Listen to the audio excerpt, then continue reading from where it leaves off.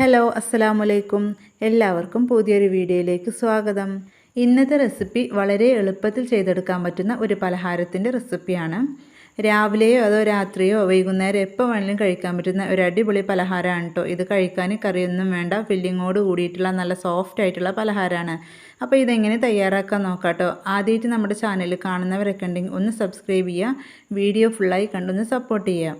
പലഹാരത്തിനുള്ള ഒരു ബാറ്റർ ആദ്യം തന്നെ തയ്യാറാക്കിയെടുക്കണം. അതിന് വേണ്ടിയിട്ട് ഒരു മിക്സിയുടെ ജാറിലേക്ക് അരക്കപ്പ് റവയാണ് ഇട്ട് കൊടുക്കുന്നത്. റവ എടുക്കുന്നത് വറുത്തതോ വറുക്കാത്തതോ ഏത് റവ ആണെങ്കിലും കുഴപ്പമില്ല കേട്ടോ. പിന്നെ അതുപോലെ തന്നെ അരക്കപ്പ് അരിപ്പൊടിയും കൂടി ചേർക്കുന്നുണ്ട്. പിന്നെ അതുപോലെ തന്നെ അരക്കപ്പ് കടലപ്പൊടിയും കൂടി ചേർക്കുന്നുണ്ട്. അരിപ്പൊടി നല്ല നൈസായിട്ടുള്ള പൊടി വേണം എടുക്കാൻ. ഇടിയപ്പത്തിനും പത്തിരിക്കൊക്കെ എടുക്കുന്ന ആ ഒരു അരിപ്പൊടി വേണം എടുക്കാനും. ഇനി ഇതിലേക്ക് ആവശ്യത്തിന് ഉപ്പും കൂടി ഇട്ട് കൊടുക്കുന്നുണ്ട്. ഇനി ഇതിലേക്ക് ഞാൻ അരക്കപ്പ് തൈരാണ് ഒഴിച്ചു കൊടുക്കുന്നത്. ഇത് പുളിയുള്ള തൈരാണ് കേട്ടോ, അതുകൊണ്ടാണ് ഞാൻ അരക്കപ്പ് ചേർത്ത് കൊടുത്തിട്ടുള്ളത്. പുളി ഇല്ലാത്തതാണെങ്കിൽ 3/4 കപ്പ് വരെ ചേർത്ത് കൊടുക്കാം. ഇനി കുറച്ച് വെള്ളം കൂടി ഒഴിച്ചിട്ട് നല്ലപോലെ ഒന്ന് അരച്ചെടുക്കണം. അപ്പോൾ ഞാനിവിടെ അരക്കപ്പ് തൈരായതുകൊണ്ടാണ് 1 കപ്പ് വെള്ളം ഒഴിച്ചു കൊടുക്കുന്നത്. 3/4 കപ്പ് തൈര് എടുത്തിട്ടുണ്ടെങ്കിൽ നിങ്ങൾ 3/4 കപ്പ് വെള്ളം ഒഴിച്ചു കൊടുത്താൽ മതി. അത്യാവശ്യം നല്ല രീതിയിൽ തന്നെ ഒന്ന് അരച്ചെടുക്കണം കേട്ടോ. ഇവിടെ ഞാനിപ്പോൾ അരച്ചെടുത്ത് വന്നിട്ടുണ്ട്. ഇനി നമുക്ക് ഇതൊരു പാത്രത്തിലേക്ക് ഒഴിച്ചു കൊടുക്കാം. ഇത് കറക്റ്റ് പരുവാണ് കേട്ടോ. ഇതുപോലെ വേണം നമുക്ക് കിട്ടാൻ ബാറ്റർ. അതായത് ഇനി ഇതിലേക്ക് വെള്ളമൊന്നും ചേർത്ത് കൊടുക്കേണ്ട ആവശ്യമില്ല. ഇത് ഇനി ഏകദേശം ഒരു 10-15 മിനിറ്റോളം ഒന്ന് റെസ്റ്റ് ചെയ്യാൻ വെക്കണം. അതായത് ഇതിലേക്കൊരു ഫില്ലിങ്സ് ഉണ്ട്, അത് തയ്യാറാക്കുന്നവരെ നമുക്ക് റെസ്റ്റ് ചെയ്യാൻ വെക്കാം കേട്ടോ. കൂടുതൽ സമയമൊന്നും വെക്കേണ്ട ആവശ്യമില്ല. ഫില്ലിങ്സ് തയ്യാറാക്കാനായിട്ട് ഇതുപോലെ ഒരു പാത്രം സ്റ്റൗവിൽ വെച്ചിട്ടുണ്ട്. നല്ലപോലെ ചൂടായതിൻ്റെ ശേഷം അതിലേക്ക് ഒരു 2 ടീസ്പൂണോളം വെളിച്ചെണ്ണ ഒഴിച്ചു കൊടുക്കുക. ഇനി വെളിച്ചെണ്ണയൊക്കെ നല്ലപോലെ ചൂടായി വരുമ്പോൾ അതിലേക്കൊരു 1/4 ടീസ്പൂണിൻ്റെ അടുത്ത് ഉലുവ ചേർത്ത് കൊടുക്കുക കേട്ടോ. 1/4 ടീസ്പൂൺ മുഴുവനായിട്ട് തന്നെ എടുക്കണ്ട, 1/4 ടീസ്പൂണിൻ്റെ അടുത്ത് ചേർത്ത് കൊടുത്താൽ മതി. പിന്നെ അതുപോലെ തന്നെ ഒരു 1/4 ടീസ്പൂൺ മുതൽ 1/2 ടീസ്പൂൺ വരെ കടുക് ചേർത്ത് കൊടുക്കാം. നല്ലപോലെ പൊട്ടി വരുമ്പോൾ ഇതിലേക്ക് ഞാൻ 1 ടേബിൾ സ്പൂണോളം ഇഞ്ചി ചെറുതായി മുറിച്ചതാണ് ചേർത്ത് കൊടുക്കുന്നത്. ഇഞ്ചി ഇതിലേക്ക് ചെറുതായിട്ട് മുറിച്ചത് തന്നെ ചേർത്ത് കൊടുക്കുക കേട്ടോ, അല്ലാതെ ചതച്ചതൊന്നും ചേർത്ത് കൊടുക്കേണ്ട ആവശ്യമില്ല. അങ്ങനെ കട്ട് ചെയ്ത് ചേർത്ത് കൊടുക്കുമ്പോൾ തന്നെ ഇത് നല്ലപോലെ മൂത്ത് വരുമ്പോൾ നല്ലൊരു ഫ്ലേവർ കിട്ടും. ഇഞ്ചി ചേർത്ത് കൊടുത്തതിൻ്റെ കൂടെ തന്നെ നിങ്ങൾക്ക് വേണമെങ്കിൽ 1-2 പച്ചമുളക് ചേർത്ത് കൊടുക്കുക. അപ്പോൾ ഞാനിവിടെ പച്ചമുളക് ചേർക്കുന്നില്ല, മുളക് പൊടിയാണ് കേട്ടോ ഉപയോഗിക്കുന്നത്. ഇഞ്ചിയൊക്കെ നല്ലപോലെ മൂത്ത് വന്നിട്ടുണ്ട്. ഇനി ഇതിലേക്ക് മീഡിയം സൈസിലുള്ള ഒരു സവാളയാണ് കേട്ടോ മുറിച്ച് ചേർത്ത് കൊടുക്കുന്നത്. നല്ല വലുതുമല്ല നല്ല ചെറുതല്ല രീതിയിലാണ് ഞാനിവിടെ മുറിച്ചെടുത്തിട്ടുള്ളത്. കനല്ലാത്ത രീതിയിലാണ് കേട്ടോ മുറിച്ചെടുത്തിരിക്കുന്നത്. എന്നാലും നമുക്ക് പെട്ടെന്നൊന്ന് വാടി കിട്ടുള്ളൂ. ഈ ഒരു സമയത്ത് നിങ്ങൾക്ക് ഉപ്പ് വേണമെങ്കിൽ ചേർത്ത് കൊടുക്കുക കേട്ടോ. ഉപ്പ് ചേർത്ത് കൊടുത്തിട്ടുണ്ടെങ്കിൽ പെട്ടെന്ന് വാടി കിട്ടും. അപ്പം ഞാൻ ഉപ്പൊന്നും ചേർത്ത് കൊടുക്കാതെ കേട്ടോ ഒന്ന് വഴറ്റിയെടുക്കുന്നത്. മീഡിയം ഫ്ലെയിമിൽ ഏകദേശം 2-3 മിനിറ്റോളം വഴറ്റിയെടുക്കുമ്പോൾ തന്നെ ഇത് അത്യാവശ്യം ഒന്ന് വാടി കിട്ടും. നമുക്ക് എത്രത്തോളം ഫില്ലിങ്സ് ആവശ്യമുണ്ട് അതിനനുസരിച്ചാണ് എല്ലാ ഇൻഗ്രീഡിയൻസും എടുക്കേണ്ടത്. അപ്പോൾ സവാളയ്ക്ക് ഏകദേശം കളർ മാറി തുടങ്ങിയിട്ടുണ്ട് കേട്ടോ. അപ്പോൾ ഇത്ര മതി. ഇനി ഇതിലേക്ക് ഞാൻ കുറച്ച് വെജിറ്റബിൾസാണ് ചേർത്ത് കൊടുക്കുന്നത്. അപ്പോൾ കൂടുതലൊന്നുമില്ല, ക്യാബേജും ഉരുളക്കിഴങ്ങും ആണ് കേട്ടോ. അപ്പോൾ നിങ്ങളുടെ കയ്യിൽ ക്യാരറ്റ് ഉണ്ടെങ്കിൽ അത് ചേർത്ത് കൊടുക്കുക, ഗ്രീൻ പീസ് ഉണ്ടെങ്കിൽ അത് ചേർത്ത് കൊടുക്കുക. അപ്പോൾ ക്യാബേജ് ചെറുതായി മുറിച്ചെടുത്തിട്ട് നല്ലപോലെ കഴുകിയിട്ട് ഇതിൻ്റെ വെള്ളമൊക്കെ പോകാൻ വേണ്ടി വെച്ചിട്ടുണ്ടായിരുന്നു കേട്ടോ. പിന്നെ അതുപോലെ തന്നെ ഒരു മീഡിയം സൈസുള്ള ഉരുളക്കിഴങ്ങ് ഒന്ന് ഗ്രേറ്റ് ചെയ്ത് എടുത്തിട്ടുണ്ട്. ഉരുളക്കിഴങ്ങ് ഗ്രേറ്റ് ചെയ്യുമ്പോൾ വെള്ളത്തിലേക്കാണ് ഇട്ട് കൊടുത്തിട്ടുണ്ടായിരുന്നത്. എന്നിട്ട് 2-3-4 പ്രാവശ്യം നല്ലപോലെ കഴുകിയിട്ടുണ്ടായിരുന്നു. അതിൻ്റെ ഒരു സ്റ്റാർച്ചൊക്കെ പോയിട്ട് വേണം നമുക്കിത് എടുക്കാൻ. ഇനി ഇതൊന്ന് കുക്ക് ചെയ്തെടുക്കണം. 2-3 മിനിറ്റ് ആകുമ്പോഴത്തേന് തന്നെ ഇത് കുക്കായി കിട്ടും കേട്ടോ. നമ്മൾ ഉരുളക്കിഴങ്ങൊക്കെ ഗ്രേറ്റ് ചെയ്തുകൊണ്ട് തന്നെ ഇതിലൊട്ടും വെള്ളം ചേർക്കരുത് കേട്ടോ. സവാളയുടെയും അതുപോലെ തന്നെ ഉരുളക്കിഴങ്ങിൻ്റെയും ക്യാബേജിൻ്റെ ഒക്കെ ആ ഒരു വെള്ളം ഇറങ്ങിയിട്ട് ഇത് നല്ലപോലെ കുക്കായി കിട്ടും. നമ്മൾ അഡീഷണലായിട്ട് ഇതിൽ വെള്ളം ചേർത്ത് കൊടുക്കേണ്ട ആവശ്യമില്ല. ഇതിപ്പോൾ നല്ലപോലെ ഒന്ന് മിക്സാക്കി എടുത്തിട്ടുണ്ട് കേട്ടോ. ഇനി ഇതിലേക്ക് ഞാൻ ചേർത്ത് കൊടുക്കുന്നത് ഒരു 1/2 ടീസ്പൂണിൻ്റെ അടുത്ത് മഞ്ഞൾപ്പൊടിയാണ് ചേർത്ത് കൊടുക്കുന്നത്. പിന്നെ അതുപോലെ തന്നെ എരിവുള്ള മുളക് പൊടി ഒരു 1/2 ടീസ്പൂൺ ചേർത്ത് കൊടുക്കുന്നുണ്ട്. പച്ചമുളക് ചേർത്ത് കൊടുക്കാത്തതുകൊണ്ടാണ് കേട്ടോ ഞാൻ ഈ എരിവുള്ള മുളക് പൊടി ചേർത്ത് കൊടുക്കുന്നത്. പച്ചമുളക് ചേർത്ത് കൊടുത്തിട്ടാണെങ്കിൽ കാശ്മീരി മുളക് പൊടി ചേർത്ത് കൊടുത്താൽ മതി. പിന്നെ അതുപോലെ തന്നെ 1/2 ടീസ്പൂണോളം മല്ലിപ്പൊടി ചേർത്ത് കൊടുക്കുന്നുണ്ട് കേട്ടോ. ഇനി നിങ്ങൾക്ക് കുറച്ചും കൂടെ ഒന്ന് സ്പൈസി ആയിട്ട് വേണമെന്നുണ്ടെങ്കിൽ കുരുമുളക് പൊടി ചേർത്ത് കൊടുക്കുക. അപ്പോൾ ഞാനിവിടെ ഒരു 1/4 ടീസ്പൂണിൻ്റെ അടുത്ത് കുരുമുളക് പൊടിയും കൂടി ചേർത്ത് കൊടുക്കുന്നുണ്ട്. എന്നിട്ട് നല്ലപോലെ എല്ലാം തന്നെ ഒന്ന് മിക്സാക്കി എടുക്കുക. ഇതുവരെ നമ്മൾ ഉപ്പ് ചേർത്ത് കൊടുത്തിട്ടില്ല കേട്ടോ. അപ്പോൾ എല്ലാം മിക്സാക്കി എടുത്തതിൻ്റെ ശേഷം നമുക്ക് ആവശ്യത്തിനുള്ള ഉപ്പും കൂടി ചേർത്ത് കൊടുക്കുക. ഉപ്പ് ചേർത്ത് കൊടുത്തിട്ട് നല്ലപോലെ വീണ്ടും ഒന്ന് മിക്സാക്കി എടുക്കുക കേട്ടോ. എന്നിട്ട് ഞാനിതിലേക്ക് ഒരു 1/2 ടീസ്പൂണോളം ഗരം മസാലപ്പൊടി ചേർത്ത് കൊടുക്കുന്നുണ്ട്.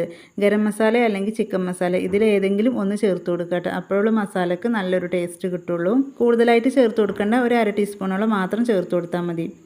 ഈ ഒരു സമയത്ത് മീഡിയം ടു ലോ ഫ്ലെയിമിലാണ് കേട്ടോ വെക്കേണ്ടത്. വളരെ സിമ്പിളായിട്ട് ഉണ്ടാക്കിയെടുക്കാൻ പറ്റുന്നൊരു മസാലയാണ് കേട്ടോ. ഇതിൽ നമ്മൾ തക്കാളി അതുപോലെ തന്നെ വെളുത്തുള്ളി അതൊന്നും ചേർത്തിട്ടില്ല. രാവിലെ ഏകദേശം ഒരു 10-15 മിനിറ്റ് കൊണ്ട് ഉണ്ടാക്കാൻ പറ്റുന്ന ഒരു അടിപൊളി ബ്രേക്ക്ഫാസ്റ്റാണ് കേട്ടോ. അപ്പോൾ അതാ ഞാൻ എല്ലാം മിക്സാക്കിയതിൻ്റെ ശേഷം ഗരം മസാലപ്പൊടിയും കൂടി ചേർത്ത് കൊടുത്തിട്ടുണ്ട്. വീണ്ടും ഒന്നും കൂടി ഒന്ന് മിക്സാക്കി എടുക്കുന്നുണ്ട്. എന്നിട്ട് ഇത് പെട്ടെന്ന് കുക്കായി കിട്ടാൻ വേണ്ടിയിട്ട് നമുക്ക് ഒന്ന് അടച്ച് വെച്ചിട്ടൊന്ന് കുക്ക് ചെയ്യണം കേട്ടോ. ഒരു 2-3 മിനിറ്റോളം നമ്മളിത് കുക്ക് ചെയ്തെടുക്കണം. എല്ലാം അതും മിക്സാക്കിയതിൻ്റെ ശേഷം ഉപ്പോ അല്ലെങ്കിൽ എരിവോ എന്തെങ്കിലും കുറവുണ്ടെങ്കിൽ അത് ചേർത്ത് കൊടുക്കാം. അടച്ച് വെച്ചിട്ട് നമ്മൾ 2.5 മിനിറ്റോളം കറക്റ്റായിട്ട് അങ്ങനെ വെക്കരുത്. ഇടയിലൊന്ന് തുറന്നിട്ടൊന്ന് ഇളക്കി കൊടുക്കണം. ഇപ്പോൾ അത് ഏകദേശം 3 മിനിറ്റിൻ്റെ അടുത്തായിട്ടുണ്ട് കേട്ടോ. ഇതിൻ്റെ ഇടയിലൊക്കെ ഞാൻ ഇളക്കി കൊടുത്തിട്ടുണ്ടായിരുന്നു. ഇപ്പോൾ അത് നല്ലപോലെ കുക്കായി വന്നിട്ടുണ്ട് കേട്ടോ. ഉരുളക്കിഴങ്ങൊക്കെ കണ്ടോ നല്ലപോലെ കുക്കായി വന്നിട്ടുണ്ട്. അപ്പോൾ നിങ്ങൾക്ക് മസാലയിൽ മല്ലിയില ചേർത്ത് കൊടുക്കണമെങ്കിൽ അങ്ങനെ ചേർത്ത് കൊടുക്കുക കേട്ടോ. അത്യാവശ്യം നല്ലൊരു ഫ്ലേവറൊക്കെ കിട്ടും. അപ്പോൾ ഞാൻ മസാലയിൽ ചേർത്ത് കൊടുക്കണില്ല, പലഹാരം തയ്യാറാക്കുമ്പോഴാണ് കേട്ടോ ചേർത്ത് കൊടുക്കുന്നത്. ഇനി നമുക്ക് ഫ്ലെയിം ഓഫ് ചെയ്യാം. ഫില്ലിങ്സൊക്കെ തയ്യാറാക്കി കഴിഞ്ഞപ്പോഴേക്കും നമ്മുടെ ഒരു മാവ് നല്ലപോലെ സെറ്റായി കിട്ടിയിട്ടുണ്ട്. അറവയ്ക്ക് ഒന്നും കൂടി ഒന്ന് കുതിർന്ന് കിട്ടിയിട്ടുണ്ട്. നമ്മൾ നേരത്തെ മാവ് ഒഴിച്ച് വെച്ചതിനേക്കായി ഒന്നും കൂടി ഒന്ന് തിക്കായി കിട്ടിയിട്ടുണ്ട് കേട്ടോ നമ്മുടെ മാവ്. ഇനി ഇതിലേക്ക് വെള്ളം ഒഴിച്ചിട്ട് ലൂസാക്കേണ്ട ആവശ്യമൊന്നുമില്ല. ഇത് കറക്റ്റ് പരുവാണ്. ഇനി ഇതിലേക്ക് ഒരു 1/4 ടീസ്പൂണോളം ബേക്കിംഗ് സോഡ ചേർത്ത് കൊടുക്കുക കേട്ടോ. അപ്പോൾ നമ്മൾ ഉണ്ടാക്കുന്ന ആ ഒരു സമയത്താണ് ഇതിലേക്ക് ബേക്കിംഗ് സോഡ ചേർത്ത് കൊടുക്കേണ്ടത്. ബേക്കിംഗ് സോഡ നിങ്ങൾക്ക് വേണമെങ്കിൽ ഒഴിവാക്കാം കേട്ടോ. അപ്പോൾ നമ്മൾ ഉണ്ടാക്കിയെടുക്കുമ്പോൾ പലഹാരം ചെറിയ രീതിയിലൊരു ഹാർഡാക്കാരം നമ്മൾ ബേക്കിംഗ് സോഡ ചേർത്ത് കൊടുക്കുകയാണെങ്കിൽ ഉണ്ടാക്കിയെടുക്കുന്ന സമയത്ത് നല്ല സോഫ്റ്റായിട്ട് കിട്ടും. റെസ്റ്റ് ചെയ്യേണ്ട ആവശ്യമൊന്നുമില്ല. പലഹാരം തയ്യാറാക്കണ ആ ഒരു സമയത്ത് തന്നെ ഇതുപോലെ ബേക്കിംഗ് സോഡ ചേർത്ത് കൊടുത്തിട്ട് നല്ലപോലെ മിക്സാക്കി എടുത്താൽ മതി. ബേക്കിംഗ് സോഡ ചേർത്തിട്ട് നല്ലപോലെ ഇളക്കി കൊടുക്കണം കേട്ടോ. എന്നാലേ എല്ലാ ഭാഗത്തേക്കും ഒന്ന് ആവുള്ളൂ കേട്ടോ. അല്ലെങ്കിൽ കട്ടായിട്ട് അവിടെ ഇവിടെ ഇരിക്കും. അപ്പോൾ നല്ലപോലെ ഒന്ന് ഇളക്കി യോജിപ്പിച്ചെടുക്കാം.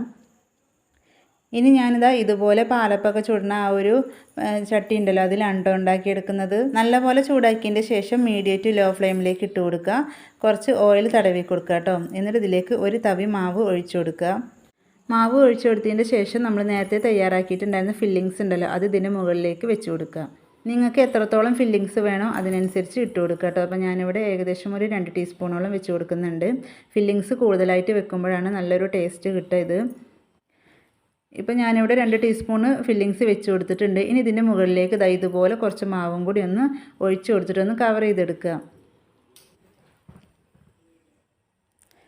അപ്പോൾ മാവൊക്കെ ഒഴിച്ചിട്ട് കറക്റ്റ് ശരിയാക്കി എടുത്തിട്ടുണ്ട്. ഇനി ഇതിൻ്റെ മുകളിലേക്ക് കുറച്ച് മല്ലിയില ചേർത്ത് കൊടുക്കാം. ഈ ഒരു സമയത്ത് മല്ലിയില ചേർത്ത് കൊടുക്കുകയാണെങ്കിൽ കാണാനൊരു ഭംഗി ഉണ്ടാവും. അതുപോലെ തന്നെ കഴിക്കുന്ന സമയത്ത് നല്ലൊരു ഫ്ലേവർ ഉണ്ടാവും. അപ്പോൾ ഇങ്ങനെ വേണ്ടെങ്കിൽ നിങ്ങൾക്ക് മസാലയിൽ വേണമെങ്കിൽ ചേർത്ത് കൊടുക്കാം കേട്ടോ. ഞാൻ നേരത്തെ പറഞ്ഞില്ലേ, അതുപോലെ ചെയ്താൽ മതി. ഏകദേശം 1 മിനിറ്റ് ആകുമ്പോഴേക്കും നമുക്ക് തിരിച്ചിട്ട് കൊടുക്കാം കേട്ടോ. മുകൾ വശം കുക്കായിട്ടില്ല. അപ്പോൾ തിരിച്ചിട്ട് കൊടുത്തിട്ട് ഒരു 30 സെക്കൻഡോളം ആ ഒരു വശം കൂടി ഒന്ന് കുക്ക് ചെയ്തെടുക്കാം. വളരെ പെട്ടെന്ന് റെഡിയാക്കാൻ പറ്റുന്ന ഒരു അടിപൊളി ബ്രേക്ക്ഫാസ്റ്റാണ്. വെജിറ്റബിൾസൊക്കെ ചേർത്തുകൊണ്ട് തന്നെ നല്ല ഹെൽത്തിയാണ് കേട്ടോ. ഇപ്പോൾ തിരിച്ചിട്ട് കൊടുത്തിട്ട് ഏകദേശം 30 സെക്കൻഡോളം ആയിട്ടുണ്ട്. അപ്പോൾ ആ ഒരു സൈഡ് ഇതായിട്ടുണ്ട് കേട്ടോ. അപ്പോൾ നമുക്കിതൊന്ന് മാറ്റാം.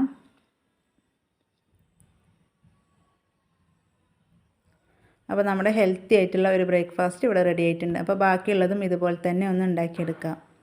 ഈ ഓയിലിന് പകരം നിങ്ങൾക്ക് ബട്ടറോ അല്ലെങ്കിൽ നെയ്യോ ചേർത്ത് കൊടുക്കാം കേട്ടോ. ബട്ടറൊക്കെ ചേർത്ത് കൊടുത്തിട്ട് തയ്യാറാക്കുകയാണെങ്കിൽ നല്ല ടേസ്റ്റാകാരം പലഹാരം.